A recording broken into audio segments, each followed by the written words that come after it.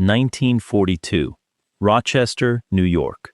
In a laboratory at Eastman Kodak, a chemist named Harry Coover pours a batch of clear liquid into a mold and waits for it to harden into glass he can see through. It does not harden the way he wants. It grabs the mold. It grabs the tools. It grabs his fingers and the bench and everything the liquid touches, and it does it in seconds, and it does not let go. Coover was not trying to make a glue. He was trying to win a war. The country had been at war for less than a year.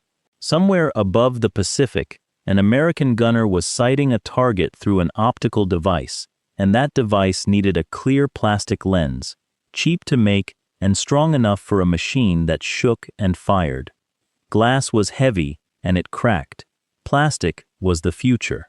Coover had a family of chemicals he thought might work, compounds called cyanoacrylates, and on paper they were perfect, clear, simple to produce, exactly the kind of material a wartime factory could turn out by the drum.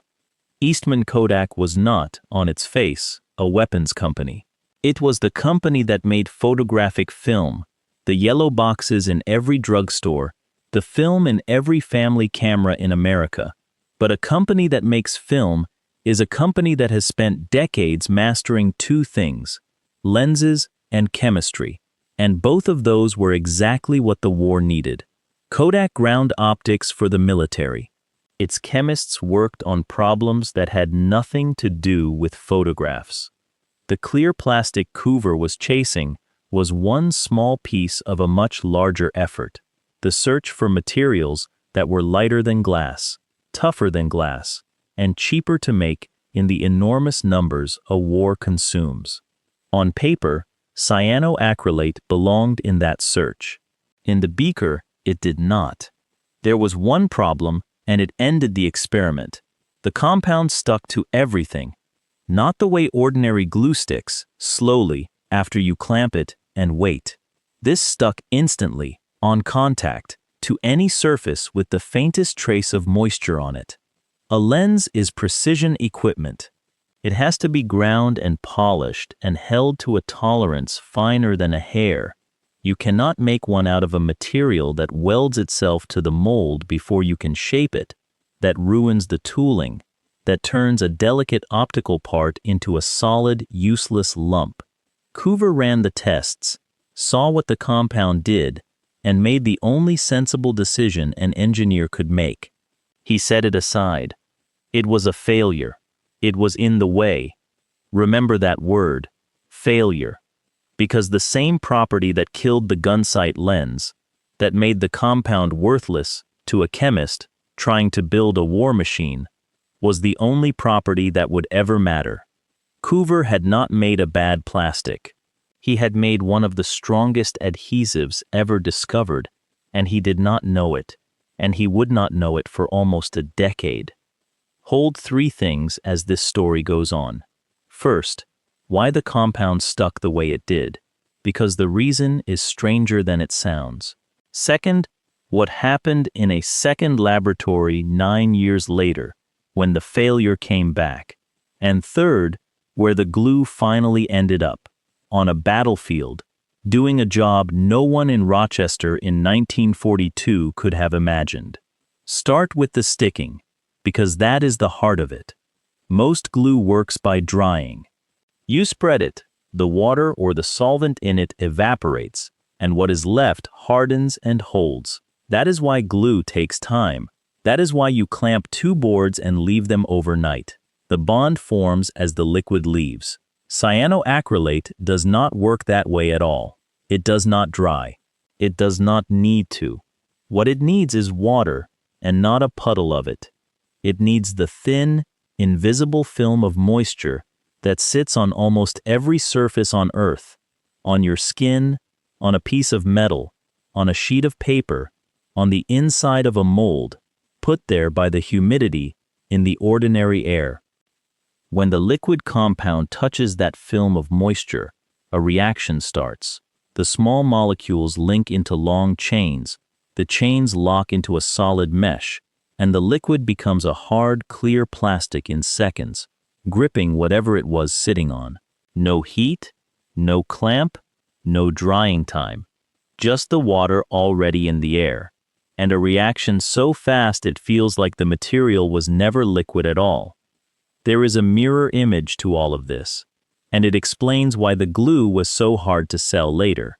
If a trace of water sets the compound off, then the only way to keep it liquid in a bottle is to keep water away from it and to hold the reaction back by force. Chemists do that with an acid, a small amount of it mixed into the liquid, sitting there like a brake. The acid blocks the reaction that the water wants to start. As long as the brake holds, the glue stays liquid. The moment the compound leaves the bottle and meets the moisture on a surface, that surface overwhelms the brake, the reaction runs, and the liquid turns to solid plastic.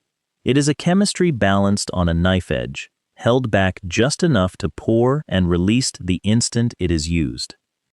In 1942, that was a catastrophe. It meant the compound set before Coover could work it. Everything that made it useless as a lens was the same thing that would one day make it priceless as a glue. The problem was that in 1942, nobody wanted a glue like that. They wanted a lens. So the discovery went into a drawer, and the war moved on without it. Coover moved on too. He was a serious chemist with a long career ahead of him, and Eastman Kodak was a company built on chemistry, on film and dyes and coatings, the invisible science behind every photograph in America. There was always another project. The sticky compound was a story he could tell at the bench, a curiosity, a thing that had not worked. It stayed a footnote for 9 years. Then, in 1951, it came back. By then, Coover was working at a Kodak plant in Kingsport, Tennessee, and the problem in front of him had nothing to do with gun sights. The war was over. A new kind of aircraft was in the sky, the jet, and jets flew higher and faster and hotter than anything before them. The canopy over a jet cockpit, the clear dome the pilot sits under, had to survive heat that would soften ordinary materials. Coover and a team were looking for tough, heat-resistant coatings, polymers that could take the punishment, and in the course of that work, they pulled the old family of compounds back onto the bench to test them, the cyanoacrylates, the failures from 1942. A colleague was doing the measuring. His name was Fred Joyner. To check one of the properties of the compound, Joyner needed to measure how light bent as it passed through it, and for that, he used an instrument called a refractometer, a device with 2 small polished prisms that a sample gets spread between. Joyner spread the compound, put the prisms together, and took his reading. Then he tried to pull the prisms apart. He could not. The prisms were stuck. Not held, not tacky, stuck, bonded together as if they had been made as one piece, ruined. These were expensive, precision optical parts, and the compound had welded them into a single block that no amount of pulling would separate. In 1942, that would have been the end of it. A ruined instrument. A failure again. A reason to throw the compound away one more time. But this time, someone was watching who understood what he was seeing. Coover looked at the ruined prisms and did not see a mistake. He saw the thing he had missed 9 years earlier, the thing the war had made him blind to. Here was an adhesive that needed no heat, no clamp, no solvent, no curing oven, no preparation of any kind. You put a drop between 2 surfaces, pressed them together for a moment, and they were bonded, permanently, in seconds, by nothing but the moisture already in the air. There was no glue on earth that did that. The property that had wrecked his gunsight lens in 1942 was not a defect. It was the whole invention. He had been trying to make a plastic, and he had made the strongest, fastest, simplest adhesive anyone had ever seen, and he had almost thrown it out twice. That is the turn in the story, not the discovery. The discovery had already happened in 1942. The turn is the seeing, the same substance, the same behavior, the same ruined equipment, and the only thing that changed between 1942 and 1951 was the question in the chemist's head. In the war, the sticking was the problem. In peacetime, the sticking was the point. Now the work began, and it was not fast. A curiosity on a lab bench is not a product. Coover and his team at Kodak spent years turning the compound into something that could be made in quantity, poured into a container, sold to a stranger, and stored on a shelf without setting solid in the bottle. That last part is harder than it sounds.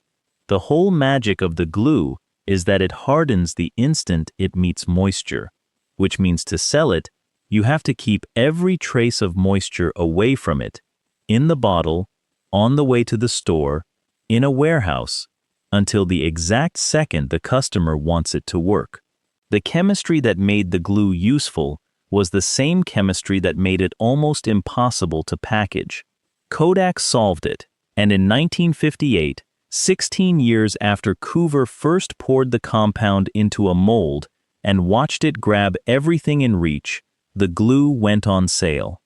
It had a plain name at first, Eastman 910. It was not sold as a miracle, it was sold as an industrial adhesive, a bottle of clear liquid that bonded metal and glass and plastic in seconds. But a product like that does not stay quiet, because it does something people can see with their own eyes, and Coover understood that better than anyone. He took it on television. The demonstration was simple, and it was the kind of thing you do not forget. Coover put a single drop of the glue between two metal cylinders, pressed them together, and let the bond form. Then, in front of the cameras, that one drop was used to lift a grown man clean off the studio floor. The whole weight of a person hanging from a joint made by a drop of liquid and a few seconds of pressure. No clamp, no heat, no weight, just the drop.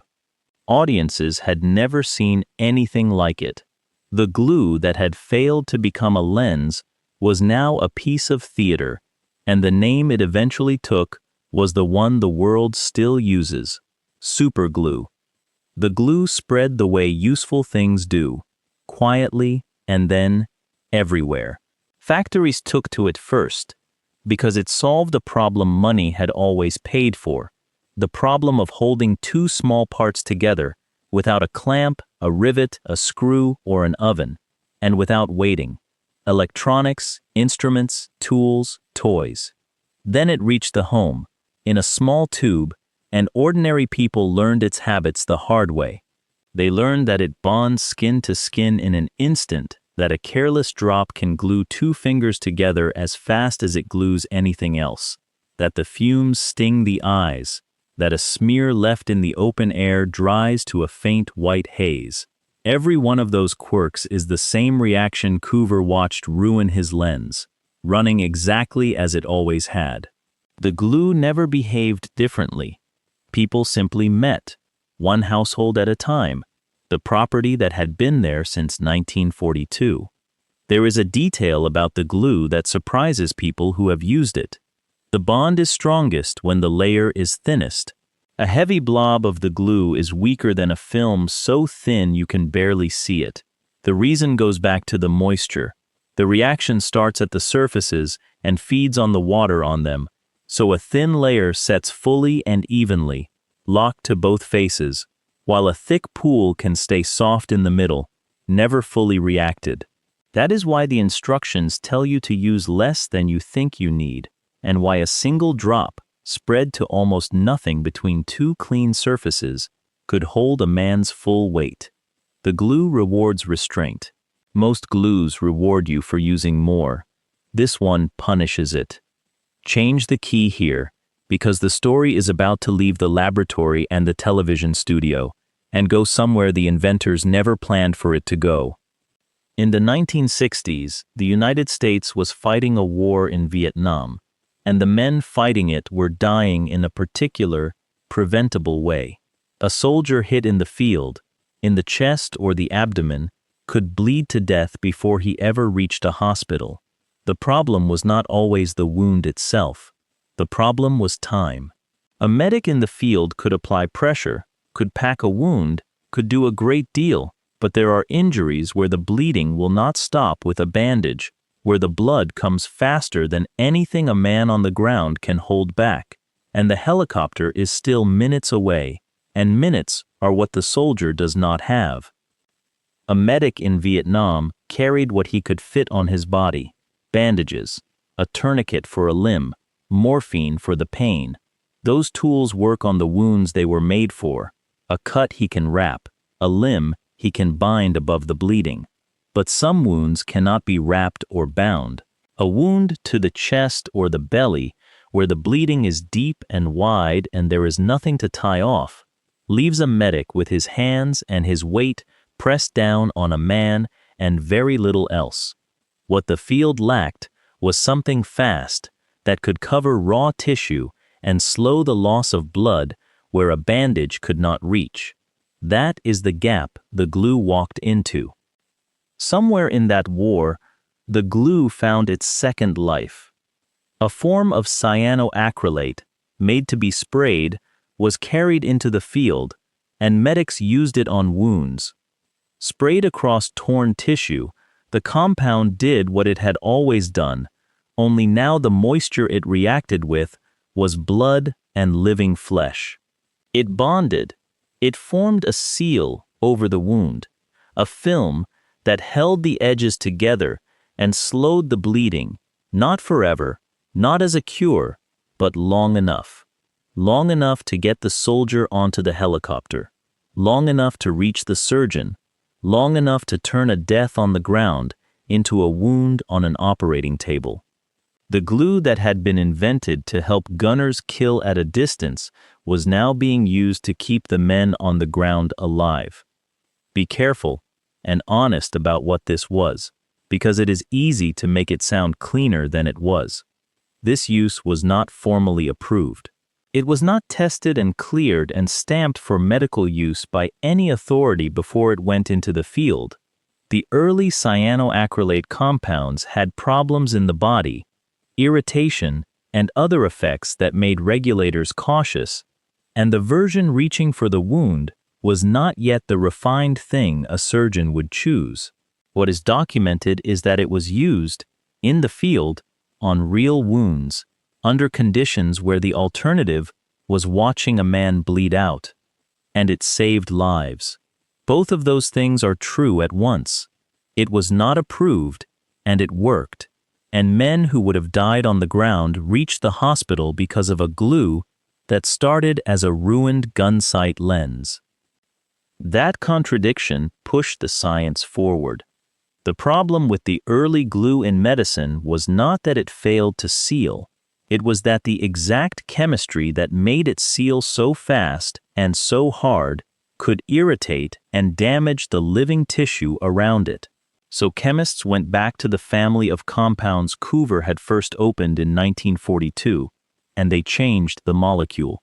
They built longer, gentler versions of the cyanoacrylate that bonded skin without the harsh reaction of the originals, that held a wound closed and then, over days, broke down and let go on their own. It took years, but by the end of the century, a refined medical cyanoacrylate was approved, tested, and standard. A liquid a doctor could paint across a cut instead of reaching for a needle and thread. The advantages were plain once the chemistry was safe. A liquid closes a wound faster than a needle and thread, with no puncturing of the skin around the cut, no follow-up visit to take stitches out, and a seal that keeps water off the wound while it heals underneath. For a frightened child, it means no needle at all. For a surgeon, it means another tool for the places where thread is slow and clumsy. The refined glue was not a novelty. It was better, at certain jobs, than the method medicine had used for centuries. Walk into an emergency room today, and you may see it used on a child with a split chin, a clean wound, closed in under a minute, with a few drops of clear liquid, and no stitches at all. It is used in operating rooms, on surgical incisions, in places a needle is clumsy and slow. The glue that ruined a precision lens because it stuck to everything now closes human skin because it sticks to everything, and the property is exactly the same. Nothing about the molecule changed its nature. Only the question changed. First it was a problem, then it was a product, then it was a way to keep a wounded man alive until help arrived. Now go back to the man who almost threw it away twice, because his part of the story has an ending too. Harry Coover did not become famous the way an inventor of something this common might expect to. For much of his life, most people who used the glue had no idea a single chemist was behind it. No idea it came out of a camera company in New York. No idea it had been a failure first. Coover kept working. He held more than 400 patents over his career, a number that puts him in a small class of American inventors. And the sticky compound was only one thing among many that he built. He spent decades as a research man at Eastman Kodak, the kind of scientist whose name is on the paperwork and almost never on the product. Late in his life, the recognition came.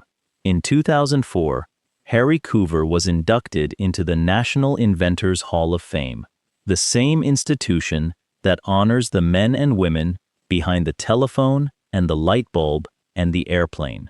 Not long after, he received the National Medal of Technology, one of the highest honors the United States gives to an inventor, presented in a ceremony for a lifetime of work in chemistry. The citation was for the whole career, but everyone in the room knew the one thing: the glue, the accident, the failure that would not fail. He was open about how it happened. He did not dress it up as a stroke of genius or a flash of insight in a single moment. He told the truth, which is better than the legend. He had been trying to make something else. The compound had gotten in his way. He had thrown it aside as useless, twice, once during the war and nearly again 9 years later, and only on the second encounter, standing over a pair of ruined prisms, did he finally understand what he was holding. The invention was not the moment he made the compound. The invention was the moment he stopped seeing it as a mistake. Most failed experiments never get that second look. A compound that does not do the job gets written up, filed, and forgotten, and the chemist moves to the next problem, because a laboratory cannot chase every dead end forever. The drawers at Kodak were surely full of them, promising materials that did the wrong thing, and almost none of them ever came back. Cyanoacrylate came back only by accident, on an unrelated project, in front of the one person alive who had reason to recognize it.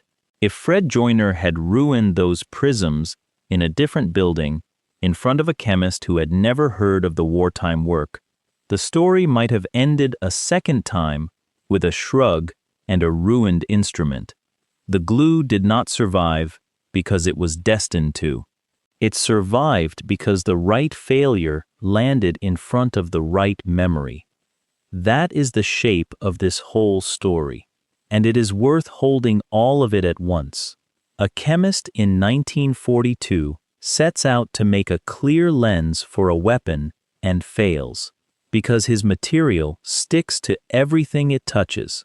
He puts the failure in a drawer. 9 years later, the failure comes back, ruins an expensive instrument, and this time, he sees what it is. 16 years after the first mold, it goes on sale as an industrial adhesive with a number for a name. It becomes a household product with a single drop and a man lifted off a studio floor.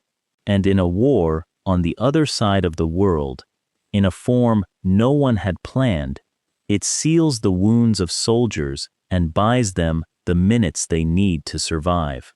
Think about how close it came to never existing. The compound was discarded in 1942 as worthless. It sat unused through the entire Second World War. It came back only because an unrelated project on jet canopies happened to pull the same family of chemicals back onto the bench, and it revealed itself only because one man happened to ruin an instrument in front of another man who was finally ready to understand it. Change any of that and the drawer stays shut. There is no line in the world where this glue was ever going to be planned into existence. It was a nuisance every single time it appeared, and its whole history is the history of people slowly realizing that the nuisance was the treasure. There is a lesson buried in it, and it is not the tidy one about never giving up. Coover did give up, twice, and he was right to, because in 1942, there was no use for what he had.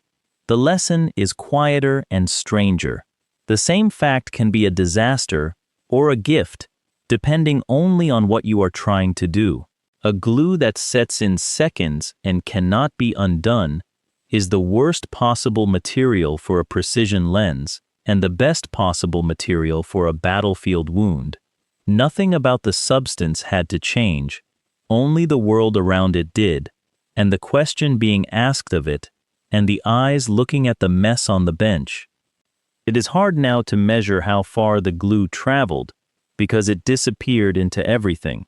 It is in the assembly of countless products that never mention it, holding parts you will never see inside machines you use every day.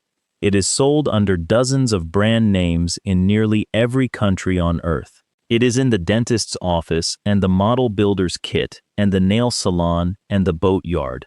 A material that a wartime chemist could not find a single use for is now so ordinary that its absence would be felt across 100 industries at once, and almost no one who reaches for it knows that it began as a lens that would not stay clear.